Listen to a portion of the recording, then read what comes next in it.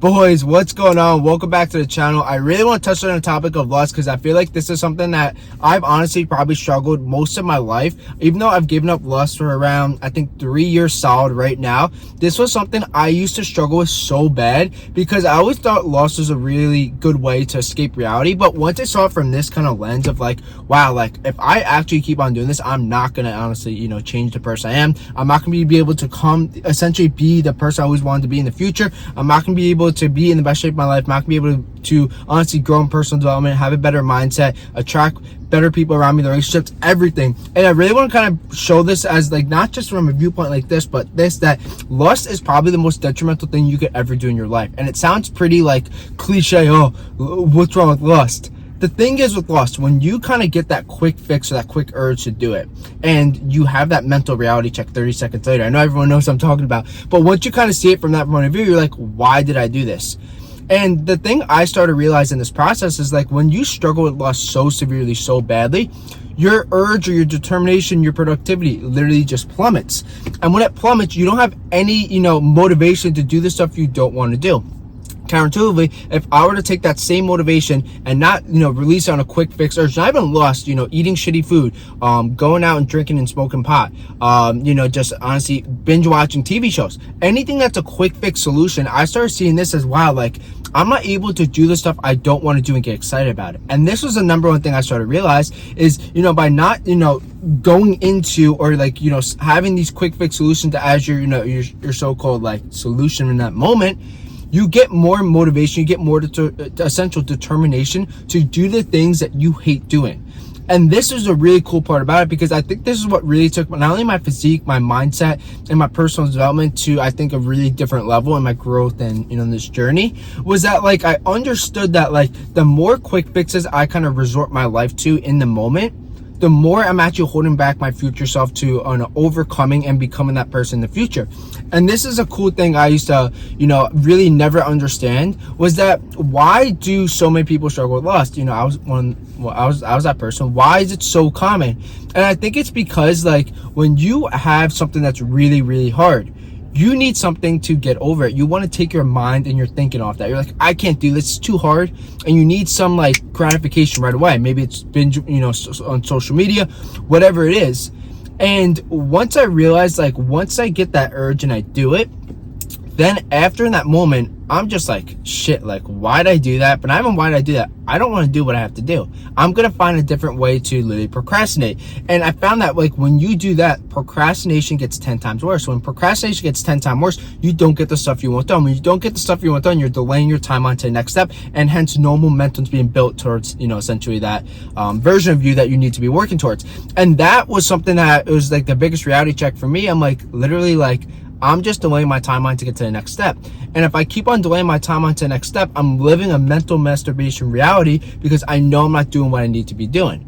And when I started not resorting to, these quick fix solutions, I found that my productivity, my dopamine, getting dopamine sources from, working out, eating healthy, being outside, getting sunlight, just honestly, having better relationships around you, whatever it is, makes you be in a better mood. And when your mood's better, the dopamine increases, and you're using dopamine not for the cheap sources, smoking pot, drinking, lost any of that stuff, but you're doing it towards stuff that you don't want to do, but now you get excitement towards.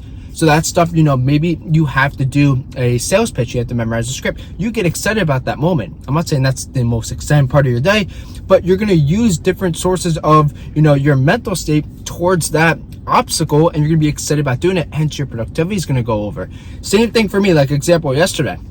I had to redo an entire, I had to look over all my content to see what was performing well and what I had to kind of go into analytics and stuff, which is, pretty goddamn boring, to keep it short. But I'm like generally excited to do that stuff because I think I haven't resorted to these quick fix approaches of like eating shit food. I work out. I try to like 5-6 days a week. I try to get sunlight. I just try to be, in the sun, whatever. And small stuff like this, I think really plays a crucial role because it's giving me more momentum. It's giving me better dopamine to literally use in the right stuff. And that's the moral of the story I used to, I think I really came to a conclusion of, is when I can use a dopamine in the right forms and, essentially get it in the right forms, Then I'm enhancing my productivity every single day. Then I'm building momentum. Then I'm working towards a version of myself that is somewhere in the future that I could strive towards. And honestly, since I've been looking at it from this point of view, I honestly think the whole game has changed in just the person I've become in the process, because lust is really hard. And this is something that once I was able to wrap my head around it, I'm like, this is pretty disgusting. The thing with lust is you're literally watching someone else's gratification towards the girl you can't have, and then you get pleasure watching that. And I'm like thinking about that. I'm like, what the actual hell? Like, that is disgusting. You're basically telling me I can't get this girl, and I have to watch other people get my dream girl and get gratification from someone else living my reality. What? Like, that's disgusting. That was like, I feel like a light bulb. Everyone gets those light bulb moments or epiphany moments. I wouldn't say it's an epiphany moment because I'm not learning something new. It's just like, what? And ever since I saw it from that perspective of lust, I'm like, that is literally disgusting. I'm literally putting myself down here when I should be up here basically banging that girl. You know what I mean? Like, obviously, like, you know, other variables at play, but that should be me. And once I look at it from this point of view, I'm like, okay, like, I have deficiencies. I need to work on some of these deficiencies, but once I could strive to be better in some of the deficiencies in my life and have that motivation from not going from quick fix approaches and use it towards that, because I'm going to get, more, determination, discipline, all this different stuff to work towards that. Now I'm addressing stuff that needs to be better. Once I start addressing stuff that needs to be better, now I'm building momentum towards that direction. Who someone is, like myself, deficient in that area, I could be better in. Now I'm working toward that self is, every single day I'm building, one step. See, it's like a compound effect essentially, because you're analyzing stuff you're not the best in. You're using that dopamine in the right sources. You're creating it from the right sources, and you're working towards the deficiencies of yourself to work towards that future version of you. And once I start to understand this compounding effect, and like understanding that I had to drop my ego, some of the stuff I'm doing is just not supposed to be, like the raw reality of how life works. Like I said, like, that perception of lust, of me watching someone else's gratification because the girl I can't have, is like pretty disgusting. I think that's as bad as it gets. I literally don't know what else could be worse than that. Like, that's literally like basically telling you can't do it. You cannot do it. I'm like, what? This is crazy. And I feel like I'm not like, of course I struggled with this early on in my, I'd say like 3 years ago. This was like when I was in college. It's like one of the number one things I struggled with. I'm like, literally like it's crazy, because I look at that experience and where it was in my life. I was trying to like backtrack my steps and see like what dots I connected, what dots I didn't connect, why this happened, look at cues. And I was doing this honestly like 2 or 3 times a day, maybe 4 times a day. I'm like, wow. 4 times a day is crazy. But here's the thing, I looked at my relationships. I looked at, not even my relationships, but how my mood was, my feelings, where was my life, was I happy, the friends I had around me, what direction I was going in, everything. And I'm looking at it, I'm like, I really wasn't, the best version of myself. I was going out, I was drinking, I was smoking pot. I was looking for quick fix approaches, which then led to, not really being in the best shape of my life. There's so much more could have been done. I'm not, I made some good progress, but it was nowhere near where I could have, reached in regards to potential. I was eating food, but I was kind of getting away with my diet because I was in decent shape. Just like, it was like mediocre. There's so much more left for me to give in the tank, but I was comfortable. And that was the problem. I was being comfortable resorting to this kind of stuff. And once I started resorting to this kind of stuff, it then led me to a version that was complacent. And once I started being complacent, I'm like, whatever, there's no reason to. Everything's good. It's not great, but it's good.